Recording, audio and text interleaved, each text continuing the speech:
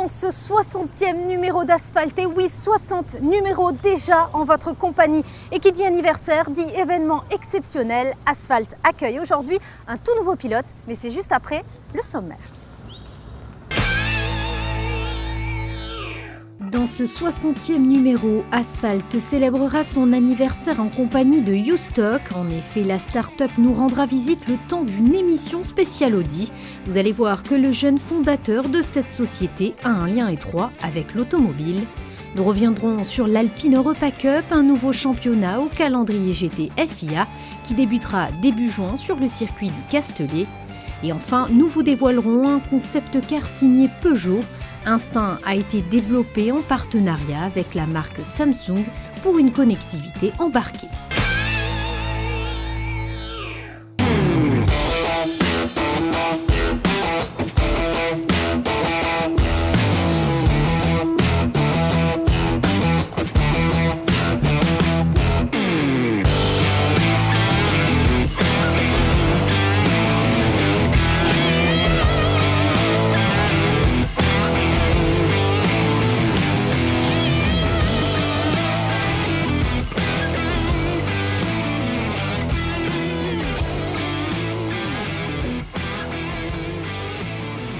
Bonjour Alexis. Bonjour Vanessa. Bienvenue dans Asphalte. C'est un plaisir d'accueillir de nouveaux pilotes. Alors bienvenue parmi l'équipe. Merci à vous. Alors vous êtes à la tête d'une start-up, U-Stock, on le voit, qui est incubée chez Monaco Tech, mais on va en parler plus en détail durant notre essai. Vous avez évidemment un lien avec l'automobile, évidemment. Exactement. Un petit mot peut-être sur ce bolide. Alors c'est la mascotte U-Stock. Ah oui, on le voit. Allez, alors le covering a été fait justement pour mettre en valeur le U-Stock. C'est une Audi A1 Quattro, très typée rallye, comme vous pouvez le voir. Alors tout est d'origine. Ça j'adore. Voilà. Audi sont inspirés de l'Audi Quattro qui a roulé en groupe B à l'époque.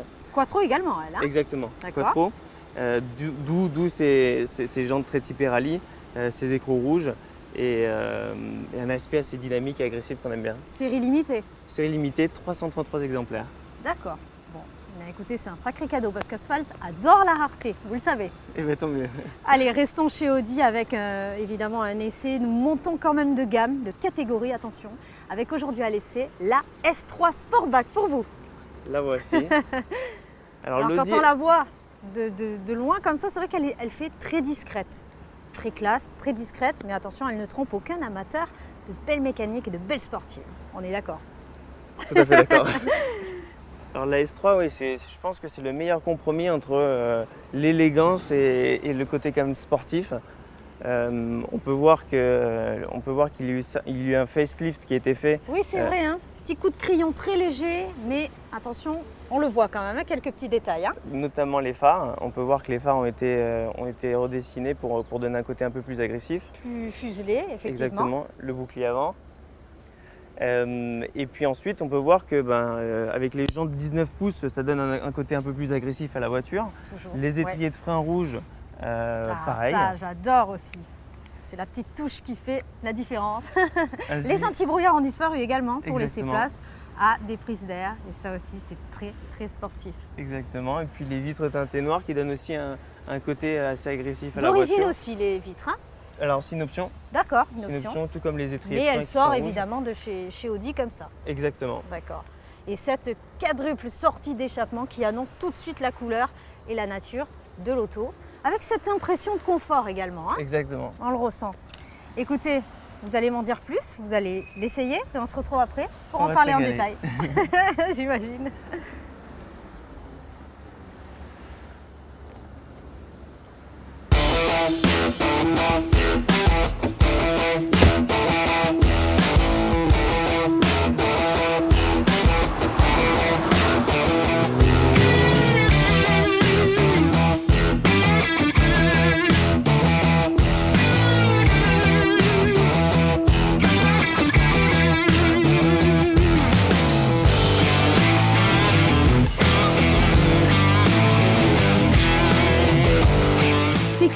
mais pas vulgaire, pas plus extraverti que l'ancienne génération, l'Audi S3 Sportback incarne une toute nouvelle vision. Cossu, classe et résolument sportive, son léger restylage permettra à coup sûr de relancer les ventes du modèle phare du constructeur. Ces dernières années, le style de la marque Ozzano a le plus influencé les canons de la beauté automobile. Dans l'habitacle, pas de grands changements, la seule nouveauté réside dans l'apparition du Virtual Cockpit, ici de série. Cette instrumentation 100% numérique permet de profiter d'un tableau de bord totalement paramétrable. La qualité et finition allemande semble légèrement au-dessus de ses concurrentes avec des matériaux de qualité. Allez Alexis, avant de commencer cet essai, un petit retour en arrière. J'aimerais vous connaître un peu mieux, présenter le nouveau pilote que vous êtes dans Asphalt aujourd'hui. Alors, comme je le disais tout à l'heure, vous êtes à la tête d'une start-up, Ustock, spécialiste du stockage. Est-ce qu'on peut en savoir plus ? Alors exactement, la start-up Ustock, c'est une société qui a été créée il y a à peu près 3 ans et qui propose des services de stockage pour les particuliers et les entreprises sur la Principauté et sa périphérie, donc de Menton jusqu'à Cannes. Et vous avez intégré, dans les premiers il me semble, Monaco Tech. Exactement, on a intégré dans le premier round de sélection, on a intégré l'incubateur Monaco Tech depuis octobre maintenant. Et tout se passe très très bien. L'apport de Monaco Tech est vraiment très appréciable pour le développement du stock. Alors j'ai cru comprendre que vous travaillez également avec de nombreux concessionnaires en Principauté, ça m'intéresse. Alors exactement, on travaille avec même la majorité des concessionnaires et même garages. Alors de quelle manière ? Alors c'est-à-dire qu'on propose un service de stockage qui leur permet de pouvoir stocker leurs pneus hiver et pneus été de leurs clients. D'accord. C'est-à-dire qu'ils ont pas mal de clients forcément qui ont besoin de chausser les pneus hiver pendant la saison de ski. Et du coup, ils ont besoin de faire appel à nos services pour pouvoir stocker et pour pouvoir ensuite relivrer les pneus été lorsqu'ils ont besoin de faire le switch vers avril. Alors, vous avez grandi dans le milieu du sport automobile. Exactement. Évidemment, avec un papa très implanté, qui était très implanté et qui est toujours très implanté dans le milieu, n'est-ce pas ? Exactement. Alors, je suis vraiment né dans un paddock de course parce que mon père, effectivement, il avait une écurie de course qui s'appelait JMB Racing. Qu'il a tenu pendant à peu près 18 ans. Et du coup, avec mon frère, parce que j'ai un frère jumeau, on a baigné dans le sport automobile depuis tout petit et c'est devenu notre passion numéro 1. Alors évidemment, avec une telle éducation, difficile de passer à côté. Vous avez une autre casquette, celle de manager de pilote, avec un pilote qu'on connaît bien en Principauté. C'est exact, on manage la carrière d'un pilote qui s'appelle Norman Nato, qui est effectivement un pilote local, puisqu'il habite Cannes. Ça fait maintenant 6 ans qu'on s'occupe de sa carrière. Et cette année est assez décisive dans sa carrière, puisque c'est la transition de la monoplace à l'endurance. Et cette transition, Elle est difficile, cette transition elle est pas facile, parce que pour lui, c'est un changement assez radical, dans le sens où il a fait que des courses sprint jusqu'à maintenant, et dans des monoplaces. C'est-à-dire que les monoplaces, forcément, cockpit ouvert, beaucoup plus de visibilité, on voit les roues, chose qui n'est pas le cas dans un prototype et à l'intérieur d'un cockpit. Et après, le format des courses est vraiment différent, c'est-à-dire que lui, il a toujours été habitué à faire des courses sprint, à donner 100% du début à la fin, alors que maintenant, il y a une certaine gestion qu'il doit appréhender et auquel il doit s'adapter sur les courses d'endurance qui font quand même 4 heures. Et en plus, où il se trouve avec des équipés à partager la voiture, forcément. Chose qu'il n'a jamais fait. Mais ça a l'air de plutôt bien se passer. Mais tout se passe très bien, parce qu'ils ont remporté la première course. Il a fait le meilleur temps en course, donc la transition se passe très très bien et on a hâte de voir ce que ça va donner par la suite. Eh bien, on a vu en tout cas que ses débuts sont très prometteurs. En tout cas, Asphalt suit de près et on attend ce pilote avec impatience dans l'émission. Passons à notre essai. Nous sommes toujours à bord de cette S3 Sportback de chez Audi. Alors, on va évidemment découper l'interview et le test en plusieurs parties. Première partie, la motorisation. Elle gagne 10 chevaux par rapport à la version précédente. 10 chevaux, écoutez, c'est toujours bon à prendre. Alors, elle gagne 10 chevaux, elle est plus performante, notamment parce qu'elle a effectivement une puissance qui est un peu plus importante. À savoir qu'elle a aussi une boîte double débrayage, permet vraiment de pouvoir passer la puissance du moteur et le coût du moteur. C'est une option, attention, c'est une option. C'est une option, il faut D'accord. prendre l'option S-Tronic. D'accord, qui permet d'avoir donc les palettes au volant. Les palettes au volant, d'avoir la boîte appréciable. automatique, les palettes au volant et de pouvoir utiliser toute la quintessence du couple. Elle développe 400 Nm, ce qui est quand même Plutôt pas mal. pas mal, oui, on aime. Alors votre ressenti au volant? Le ressenti, c'est que la voiture elle est très polyvalente. C'est-à-dire qu'on a l'option Drive Select qui se situe ici D'accord. et qui nous permet de changer de mode, à savoir que si l'utilisateur souhaite adopter une conduite qui est assez sportive, il va sélectionner le mode dynamique. Donc concrètement, il va avoir des suspensions qui vont être plus fermes, une direction plus dure. Cartographie modifiée également? Cartographie qui est légèrement modifiée, principalement sur les échappements. C'est-à-dire que les échappements, Audi a travaillé sur un système pour que le bruit soit un peu plus typé course. Et ensuite voilà, comme je le disais, la direction, les suspensions, ce sont les ingrédients de base pour pouvoir retrouver le caractère d'une voiture un peu plus typée course. On a parlé du mode dynamique, qui est le mode confort. Donc forcément, à l'inverse, la direction va être plus légère, plus confortable. Si on a envie d'aller acheter le pain, exactement. Voilà, en ville, c'est les très suspensions vont être plus souples, donc plus confortables. Et on va même avoir un mode qui s'appelle Efficiency et qui va être un mode pour pouvoir économiser de l'essence. D'accord. Donc à partir du moment où on relâche les gaz, la voiture se met au point mort et du coup on a roulé bon. D'accord, on a quand même un frein moteur? La question. Le frein moteur il s'actionne à partir du moment où on touche les freins. Incroyable. Et donc ça permet vraiment pour le coup d'avoir une consommation qui peut être extrêmement réduite. Et du coup, quand on parle de caractère polyvalent, c'est vrai que la voiture s'adapte à l'utilisateur au final. À tous les types de terrain. Oui. Exactement. Vous l'aurez compris, la motorisation offre une accélération franche et linéaire avec un 0 à 100 km/h en seulement 4 secondes 5. Ces performances sont notamment aidées de la boîte à double embrayage S-Tronic. Cette dernière offre des changements de rapport qui s'effectuent sans coupure de couple.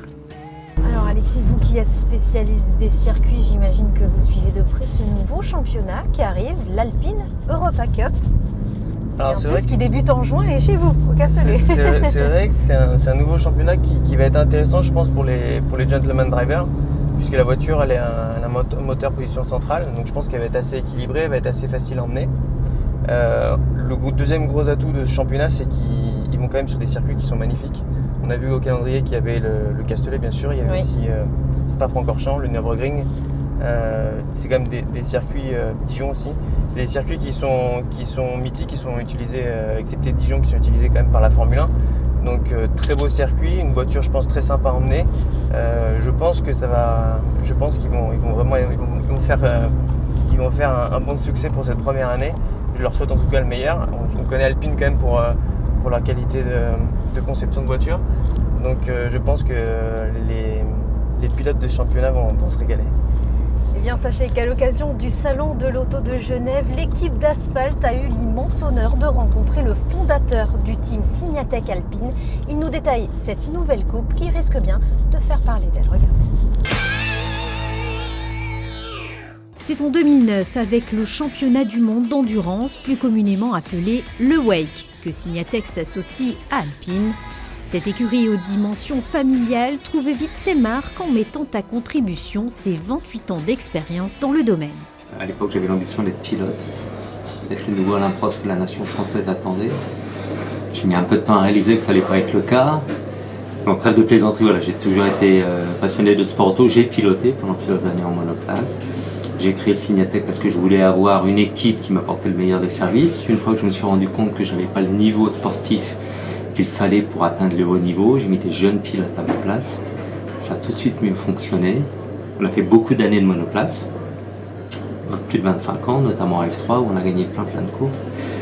Avec Renault notamment, plus de 34 victoires, la Coupe du Monde à Macao, Coupe d'Europe. Et puis en 2009, on a tenté l'aventure de l'endurance parce que Le Mans restait la seule encore belle histoire accessible à des artisans comme nous.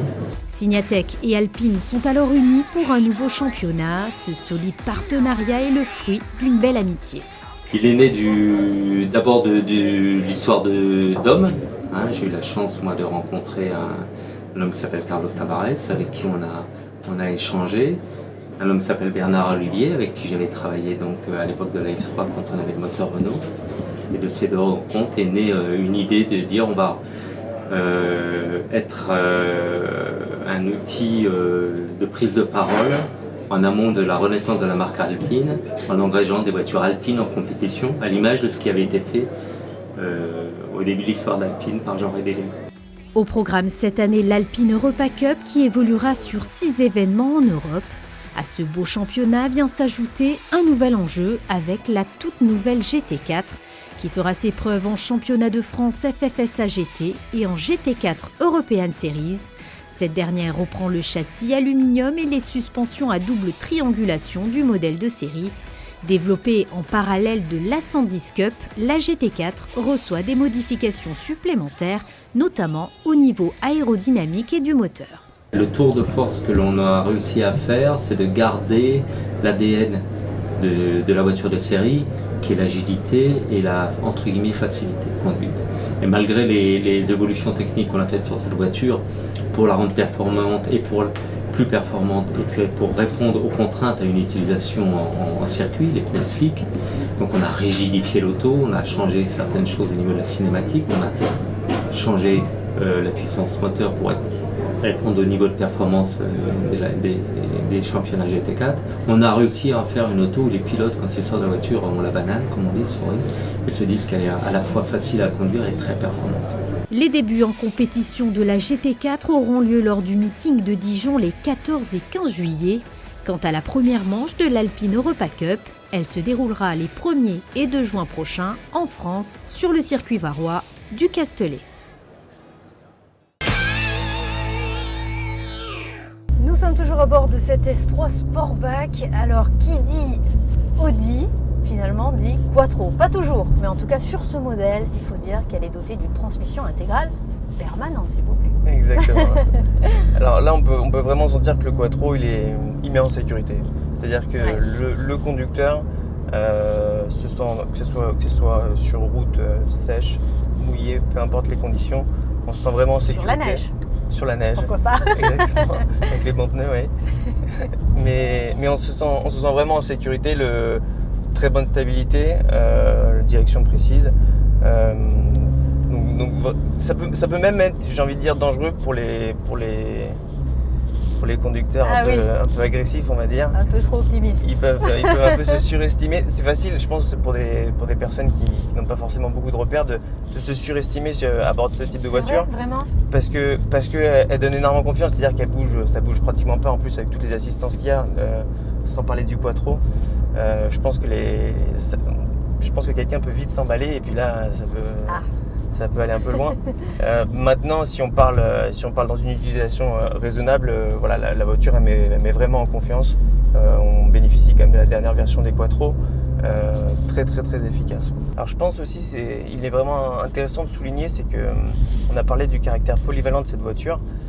Maintenant, les utilisateurs ou les consommateurs qui recherchent vraiment des sensations fortes et qui recherchent des véhicules assez typés sportifs, je pense qu'ils vont vraiment être aussi servis parce que on parlait récemment de la Ford Focus RS, effectivement, qui a un nous caractère, avons essayé dans l'asphalte. Exactement, qui a un caractère très sportif. On peut les mettre sur le même segment.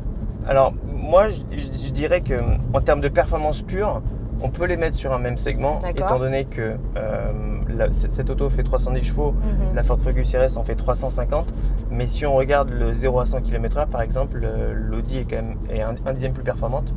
Alors donc, comment on l'explique ? Comment on l'explique je pense que ça peut s'expliquer notamment par la boîte de vitesse.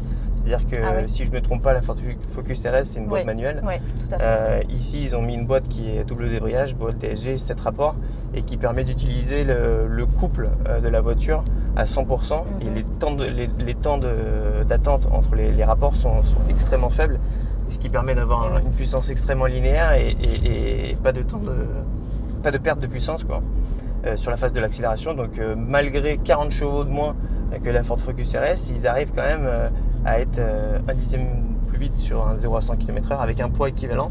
Du coup, je pense vraiment que je pense vraiment que le caractère polyvalent de cette voiture n'est pas au détriment du côté sportif de cette fameuse ligne S-Line de Audi. Est-ce qu'on peut dire un mot sur les freins? Je sais que la dernière fois j'avais essayé la Ford Focus RS, j'ai été vraiment surprise par la dureté, si je peux me permettre, des freins. Est-ce que c'est le cas sur cette Audi S3? Alors, pas du tout. Dans le sens où les freins c'est extrêmement progressif, c'est-à-dire que il n'y a pas une sensibilité extrême qui vous donne cette impression qu'à partir du moment où vous touchez les freins, vous avez cet à-coup, comme ce que vous avez pu connaître dans la Ford Focus RS. Là, c'est plus progressif. C'est plus progressif, ça ne veut pas dire que ça ne freine pas fort. Parce que si on se met en conduite un peu plus sportive et qu'on met le mode dynamique... 1500 kg, il faut les arrêter quand même. Il faut les arrêter et non, ça freine très très très bien. Mais le caractère, on va dire, un peu plus confortable, à savoir qu'à l'attaque du frein, c'est quand même assez progressif, c'est plutôt sympa d'utilisation. D'où cette polyvalence. Exactement. Je voulais juste rajouter un petit commentaire sur le mode dynamique. Lorsqu'on met le mode dynamique, lorsqu'on lâche l'accélérateur mais qu'on n'a pas encore pris les freins, on a quand même cet effet on a cet effet de coupure, comme si la voiture s'arrêtait un peu, même si on n'avait pas touché les freins. Et je pense qu'Audi a essayé de reproduire ce qu'on peut ressentir dans une voiture de course, à savoir que dans une voiture de course, vous avez une charge aéro qui est beaucoup plus importante que sur une voiture de route. Et lorsque vous lâchez l'accélérateur, la voiture elle commence déjà à plonger puisque l'aéro fait son effet. Et eux, ils ont simulé cet effet. Mais parce que c'est réussi au moins. Mais c'est super bien réussi. On a vraiment l'impression d'être dans une voiture de course. Ah, ça c'est top. Et donc vraiment très bon travail d'Audi à ce sujet. Sur route étroite et bosselée digne de spécial de rallye, la S3 fait bonne figure. Sa transmission intégrale aide à passer toute la puissance au sol en franchissant un comportement sûr qui se marie à un confort insoupçonné. Coup de projecteur à présent sur ce concept de car au style intemporel. Qui n'a jamais rêvé d'une voiture qui procure finalement une sérénité totale tout en maîtrisant son environnement? Eh bien Peugeot s'est positionné, regardez. Elle puise son inspiration au travers de la grande tradition des maîtres carrossiers. Les proportions de la Peugeot Instinct Concept suggèrent à peine avec son long capot, ses 300 chevaux. Le véhicule gagne de plus en autonomie par l'apprentissage de son environnement. Ce dernier concept car est l'expression de ce que pourrait être demain la conduite autonome vue par Peugeot. Ce qu'on cherche chez Peugeot finalement, c'est demain quel type d'expérience pourrions-nous avoir sur cette conduite autonome. Nous avons commencé donc par travailler à l'intérieur du véhicule en fait pour comprendre et imaginer finalement quelle pourrait être justement l'expérience qu'on pourrait avoir à bord de ce véhicule. C'est pour ça que vous retrouverez finalement à bord du véhicule donc le concept d'iCockpit que l'on a appelé ici en responsive iCockpit Et finalement, ce qui permet d'activer à la fois un mode conduite dans des phases de conduite et puis des phases de délégation de conduite où là on passe en mode autonome. Mais qui dit conduite autonome ne dit pas forcément conduite ennuyeuse ou calme finalement, car on peut activer dans ces phases de conduite autonome des profils dynamiques spécifiques. Ce qu'elle a de plus par rapport aux expérimentations qu'on a pu voir dans le passé, c'est que finalement on a voulu traiter la conduite autonome mais d'un point de vue réaliste, d'un point de vue gabarit. On est sur un véhicule où l'intérieur finalement et peu ou prou sur une échelle de 308 par exemple. Donc ce qu'on a vraiment voulu explorer, c'est la conduite autonome, mais pas la conduite autonome d'une vision extrêmement futuriste, mais réaliste, c'est-à-dire à un horizon qu'on pourrait imaginer aux alentours de 2025 par exemple. Et en effet, laisser aussi la vie à bord. Donc là, on peut vivre à bord du véhicule à 4 personnes. À l'intérieur, pour préserver l'espace de chacun, les sièges s'inspirent de l'aéronautique. Ils dissocient structure et zone de contact avec l'assise, dossier et appui-tête. Source d'information, ce véhicule accompagne le conducteur au quotidien. À la fois d'un point de vue technologie, parce que c'est vrai que là on a travaillé aussi avec la plateforme Samsung Arctic Cloud, ce qui permet de connecter des objets au quotidien. On est tous aujourd'hui extrêmement connectés et donc ça permet de son véhicule de pouvoir activer ces objets et d'avoir une interaction extrêmement fluide. Donc en effet, à la fois d'un point de vue technologique mais aussi d'un point de vue design, ce sont des éléments, des briques d'éléments qu'on pourrait imaginer dans le futur. Liberté, seul mot d'ordre pour la Peugeot Instinct Concept. Liberté de mouvement et liberté de choisir son mode de conduite.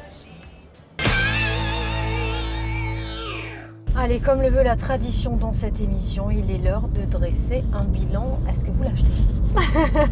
Je l'achète. Mais Alors, encore. Non, bilan très positif. Bilan très positif. Ce que je retiens, au-delà de l'esthétique qui est pour moi très réussi, c'est-à-dire Oui. que des fois les restylages, ils sont, soit on les voit pas, soit ils sont pas tout le temps très très bien faits. Celui-là, je le trouve très réussi. Donc d'un point de vue esthétique, j'adore. D'un point de vue habitacle, à l'intérieur, c'est extrêmement sobre. Très sobre, oui. Il ne manque rien. Donc je pense que c'est vraiment un atout. Le deuxième point, je crois qu'on en a quand même pas mal parlé dans cet essai, c'est sa polyvalence, qui Oui. est, je pense, un atout énorme dans le sens où tout le monde arrive à s'y retrouver. Je pense à la voiture qui doit plaire au mari et à la femme. Le mari va s'y retrouver avec le mode dynamique et avec le caractère sportif. Attention à ce que vous allez dire. Hein.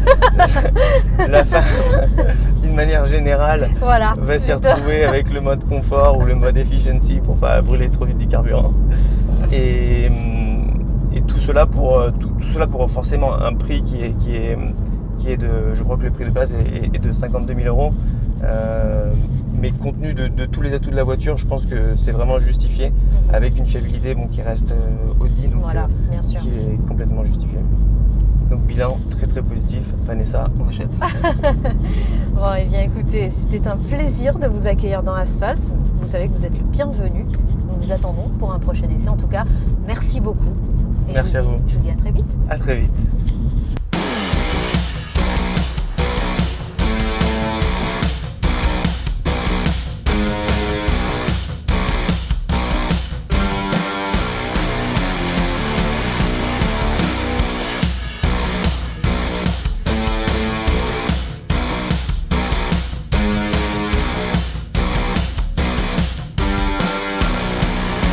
Audi se destine à ceux qui préfèrent la discrétion à l'affirmation statutaire, mais même si le look de cette compacte n'est pas vraiment tape à l'œil, elle se remarque dès le premier regard.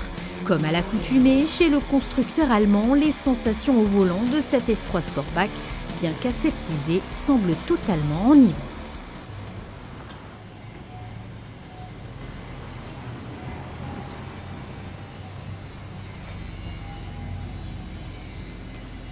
Et bien voilà, ce 60e numéro d'Asphalt se termine ainsi. Merci encore pour votre fidélité. On se retrouve le mois prochain pour découvrir toujours plus d'actualités automobiles en votre compagnie.